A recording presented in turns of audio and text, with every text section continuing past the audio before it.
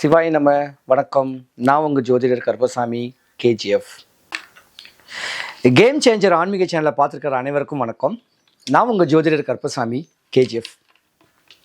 2025 ராகு கேது பெயர்ச்சி 12 ராசிக்காரர்களுக்கும் இந்த ராகு கேது பெயர்ச்சி என்ன நிலைமையை கொண்டு வரப்போகுது, என்னென்ன யோகங்களை தரப்போகுது, யார் யாருக்கெல்லாம் உச்ச நிலை வரப்போகுது, தெளிவான அமைப்பை இப்போ பார்க்கலாம்.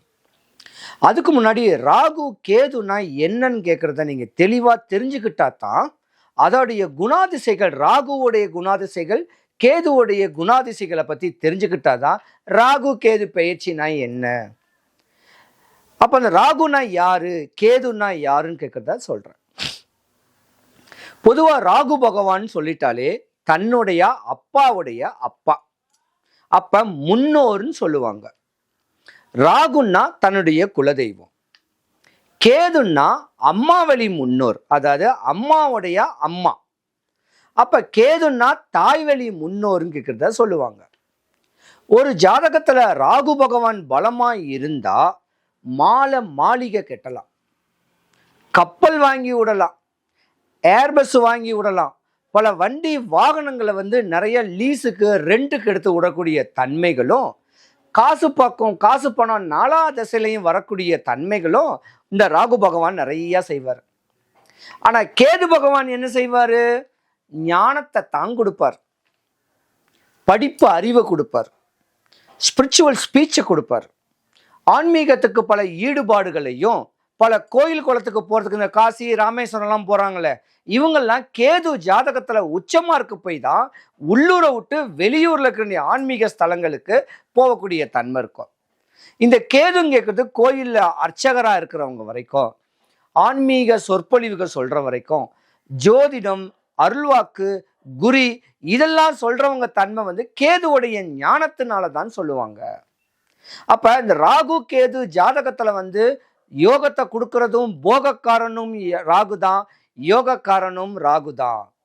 அப்ப இந்த ராகு பகவான் ஜாதகத்துல பலமா இருந்திருந்தா உங்க ஜாதகம் புதையல் கிடைக்குன்னு சொல்லுவாங்க, லாட்ரி அடிக்குன்னு சொல்லுவாங்க, சூதாட்டத்துல ஜெயிக்கக்கூடிய தன்மையும் சொல்லுவாங்க, குறுக்கு வழியில புத்தி ஸ்மக்லிங் பண்றாங்கல்ல, இதெல்லாம் ராகுதான். அதே போல நம்ம தாய் திருநாடு இந்தியால பார்டர்ல நம்மளுடைய இராணுவ வீரர்கள் நைட்டும் பகலும் பணியாற்றுறாங்கல்ல, அவங்களுக்கும் ராகு பகவான் உச்சமா இருக்கிறனால தான் இந்த மாதிரி இருட்டில் தனியா இருந்து நம்ம எதிரிங்க நம்ம நாட்டுக்குள்ள வராம இருக்க அவங்களுக்கு சுடுறதுக்கு தயார் நிலையில் இருக்கக்கூடிய தன்மை, அந்த தைரியம் ராகு. இப்படி ராகு பகவானுக்கு சின்ன ஒரு ஸ்லோகம் சொல்றேன். இந்த ஸ்லோகத்தை சொல்லிக்கிட்டீங்கன்னா உங்க வாழ்க்கை குறையில்லாம இருக்கும். சொல்றேன். இன்பமே செய்யும் ராகு கேது பகவானே, அன்பால் நான் உன்னை அடிபணிவேன், என்பால் நான் அடைந்த துன்பங்கள் போய் இருள் அகற்றி தூய நலம் திகழ எனக்கு இன்றே தருவாய் அருள் அப்படின்னு ராகு கேது பகவானுக்கு இந்த ஸ்லோகத்தை சொன்னா இனி வரக்கூடிய ராகு கேது பெயர்ச்சியில உங்க ஜாதகம் உச்ச நிலைமை அடையும். தப்புல எதுவும் மாட்டிக்க மாட்டீங்க. சிறைவாசத்துக்கு உண்டான கிரகமும் ராகு தான், புத்திசாலித்தனமாக நடக்கணும். 2025 இந்த ராகு கேது பயிற்சி 12 ராசிக்காரர்களுக்கும் சுபிக்ஷம் கிடைச்சு, ஐஸ்வர்யம் கிடைச்சு, கடாட்சியம் கிடைக்க வடபழனி ஆண்டவனுடைய அனுகிரகம் பரிபூர்ணமாக கிடைக்கட்டும். சிவாய நம.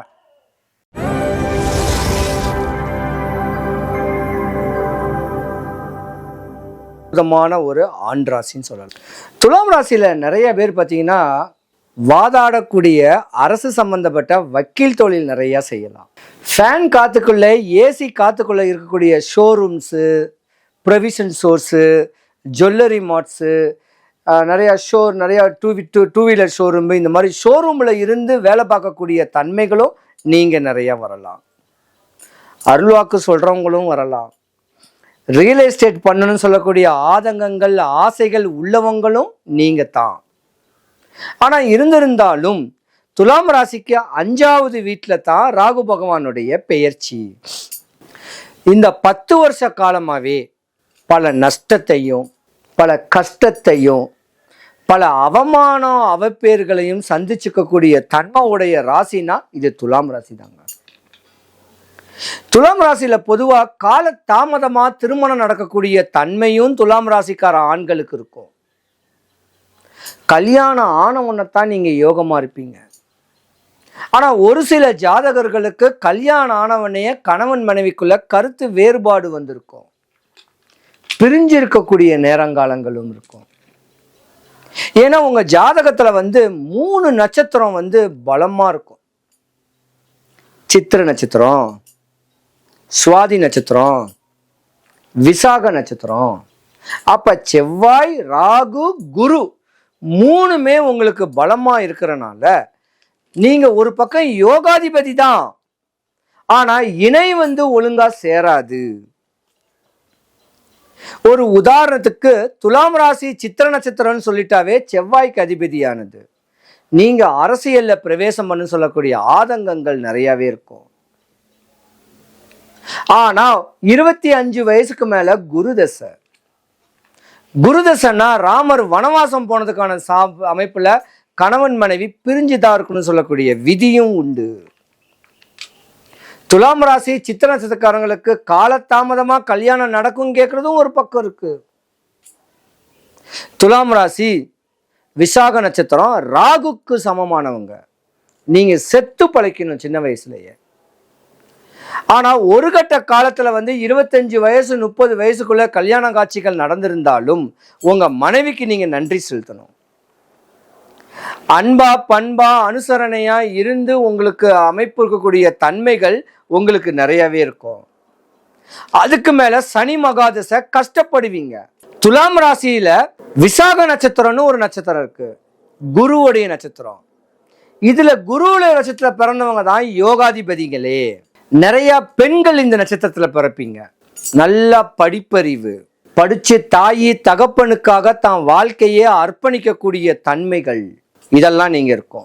ஆனா இந்த 3 நட்சத்திரக்காரங்களுமே துலாம் ராசிக்கு அதிபதியான சுக்கிரனுடைய வீடு. அழகா இருப்பீங்க, அறிவா இருப்பீங்க, அன்பா பண்பா, யார்கிட்டையும் சகஜமா பேசணும்னு சொல்லக்கூடிய அமைப்பெல்லாம் உங்களுக்கு இருக்கும். நீங்க தான் ஏமாறுவீங்க, தொழில்ல நஷ்டமா இருப்பீங்க, கணவன் மனைவிக்குள்ள கருத்து வேறுபாடுல பிரிஞ்சிருப்பீங்க. நிறைய பேர் டைவர்ஸியா இருக்கும். நிறைய பேர் பாத்தீங்கன்னா கணவன் மனைவிக்குள்ள இடையூறுல சண்டை சச்சரவாயி பல வம்பு தும்பு வழக்குகளை கோர்ட்டு கேஸ்ன்னு அலைவீங்க. இது விதி. துலாம் ராசியில உள்ள பெண்களை கெட்ட மற்ற ராசிக்காரங்கள் கொடுத்து வச்சிருக்கணும். ஏன்னா ஆண் ராசிக்கு உண்டான சமம். கல்லு மண்ணை சுமந்தாது உங்க குடும்பத்தை காப்பாற்றக்கூடிய தன்மை உடையவங்க இந்த துலாம் ராசிக்கார பெண்கள். ஆனா நீங்களும் ஏமாறதான் செய்வீங்க. இருந்திருந்தாலும் இந்த 2025க்கு முன்ன வரைக்கும் துலாம் ராசியில் உள்ள ஆண்கள் மனைவிக்கு துரோகம் பண்ணீங்கன்னா இந்த வருஷம் நீங்க மாட்டிக்குவீங்க. துலாம் ராசியில் உள்ள பெண்கள் கணவனுக்கு துரோகம் பண்ணாலும் அவமான அவப்பேரும் படுவீங்க. விதியுடைய விளையாட்டு மனுஷன வாழ்க்கையில உச்சத்திலையும் கொடுக்கும், தர டிக்கெட்லையும் கொடுக்கும். போதும், இத்தனை வருஷம் நீங்க பட்ட துன்பங்கள் பட்ட கஷ்டங்கள் எல்லாமே போதும். இனி வருங்காலத்துல ராசிக்கு 5ஆம் இடத்துல ராகு பகவான் வரனால நீங்க தொட்டதெல்லாமே விளங்க போகுது. மண்ணும் பொன்னாக போகுது, புதையிலும் கிடைக்கக்கூடிய தன்மையும் உங்களுக்கு உண்டு. லாட்டரி சீட்டு வாங்கினா கூட பல லட்சங்கள் அடைக்கக்கூடிய தன்மையும் உங்களுக்கு உண்டு. ஆக மொத்தம் 2025 துலாம் ராசிக்கு நல்ல ஒரு நேரம் உண்டு. முன்னோர் சொத்து மூத்தோர் சொத்தெல்லாம் வர்றதுக்கான வாய்ப்பு இந்த வருஷம்தான். ஆனா துலாம் ராசிக்காரங்களை பொறுத்த வரைக்கும் குழந்தைங்களை எல்லாரையும் சரிசமமா நினைங்க. ஒரு குழந்தைய நல்லா நினைச்சுக்கிட்டு ஒரு குழந்தைய நல்லா நினைக்கலன்னா உங்க சாம்ராஜ்யம் சரிஞ்சு போகும். குழந்தைங்களுடைய சாப பாவம், மனைவியோடைய சாப பாவம் உங்களை வாட்டி வதைக்கும். மனைவியை நேசிங்க, மக்களை நேசிங்க, மண்ணை நேசிங்க, மாந்தர்களை நேசிங்க. இப்படி தெளிவான அமைப்புல இருந்தா சனி பகவான் உங்களுக்கு ரோக சனியில உண்டு பண்ணி கொடுத்தோம். ஆம்பளைங்களுக்கு தான் இந்த குஷ்டம் வரும்னு சொல்லுவாங்க. குஷ்டம் வந்துட்டாவே கஷ்டம் வரும்னு சொல்லுவாங்க. என்னதான் கோடீஸ்வரனா இருந்தாலும் கையில குஷ்டம் ஸ்கின் அலர்ஜி வந்துட்டா அந்த நோயே உங்களை வாட்டி வதைச்சுக்கிட்டு இருக்கும். முடிஞ்ச அளவுக்கு துலாம் ராசிக்காரங்க மனைவியை நேசிங்க, மனைவிக்கு துரோகம் பண்ணாதீங்க, மனைவியோடைய சாபத்தை வாங்கிக்காதீங்க.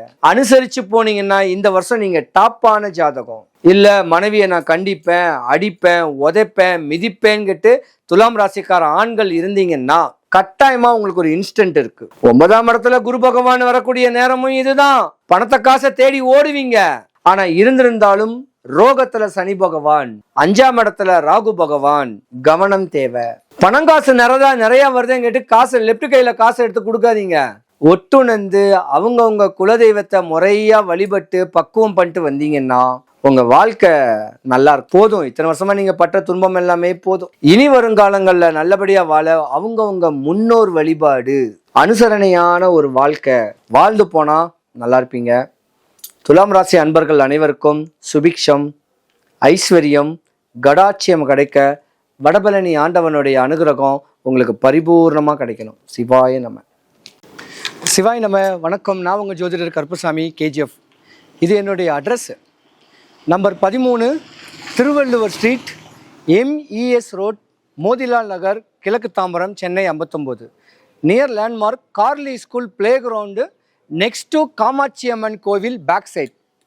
வாங்க, ஃபோன் பண்ணிவிட்டு வாங்க. உங்கள் மனக்குறையெல்லாம் போகும். 3 எலுமிச்சம்பழம் மட்டும் எடுத்துகிட்டு வாங்க. ஒரு எலுமிச்சம்பழத்துக்கு உருவேற்றி திருப்பி கொடுப்பேன். உங்கள் ஆசைகள் தேவைகள்லாம் பூர்த்தியாகும்.